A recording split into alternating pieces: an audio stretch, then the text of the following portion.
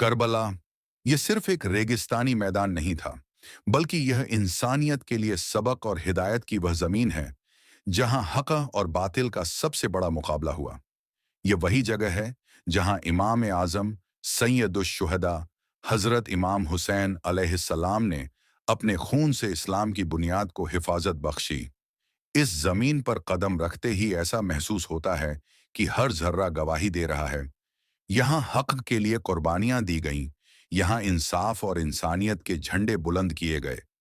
سفر کربلا حضرت امام حسین علیہ السلام نے جب دیکھا کہ یزید لعنتی اسلام کی بنیادوں کو مٹانا چاہتا ہے، اس نے اپنی حکومت کے لیے لوگوں سے زبردستی بیعت مانگی، لیکن امام حسین علیہ السلام نے صاف فرما دیا، میرے جیسا شخص کبھی یزید جیسے فاسق و فاجر کی بیعت نہیں کر سکتا۔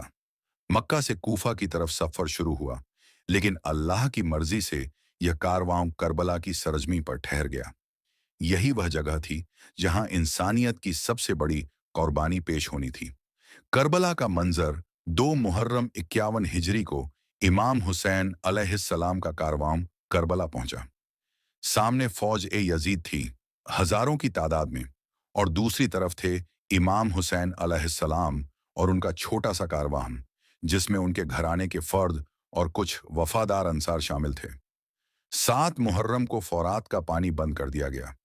معصوم بچوں کی پیاسی آوازیں کربلا کی ریت پر گونجنے لگیں۔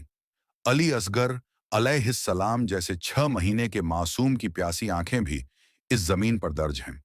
کربلا کی قربانیاں حضرت علی اکبر علیہ السلام، جو نبی پاک صلی اللہ علیہ وآلہ وسلم کی شکل و صورت کے جیسے تھے، جب وہ میدان جنگ میں گئے تو امام حسین علیہ السلام کی آنکھوں سے آنسو تھم نہ سکے۔ حضرت عباس علیہ السلام وفا کے عالمدار، جب شبر میں بچوں کی پیاس کو دیکھ کر پانی لینے نکلے تو ہزاروں کی فوج کا سامنا کیا، لیکن حق کی وفاداری نبھائی، آخر تک پیاسے رہے مگر فورات کا پانی نہ پیا۔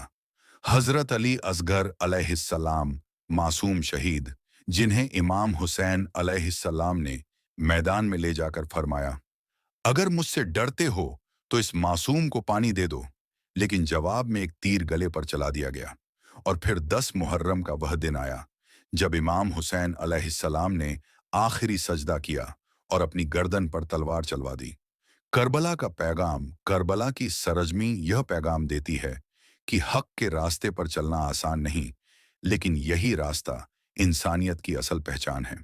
امام حسین علیہ السلام نے فرمایا تھا، میں موت کو سعادت اور ظالموں کے ساتھ زندگی کو شرمندگی سمجھتا ہوں۔